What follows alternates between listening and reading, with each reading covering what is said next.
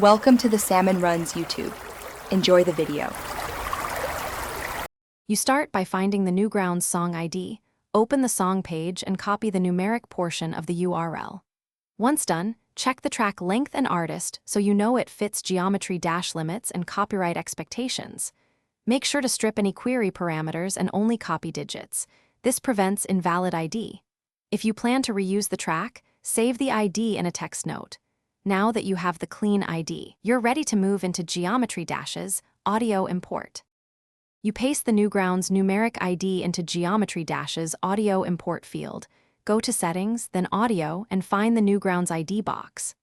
After you paste, press the Confirm or Test button to let the game fetch and cache the file. This ensures rhythm sync later. If the preview plays, save the audio slot. If it doesn't, double-check digits and try again because small typos break the request. Also make sure you have internet access and that Newgrounds isn't blocking requests. You assign the loaded Newgrounds track to your level's audio slot and immediately start a playtest. Listen for the first beat and watch obstacles to confirm sync. Once you detect any latency, use the editor's offset slider to nudge timing. Small increments matter. Make sure to save different versions so you can revert if syncing worsens. If the audio fails to play or desyncs, clear the game cache, re-import the ID, and retry. Network hiccups or cached corrupt files are the usual culprits. Thanks for watching.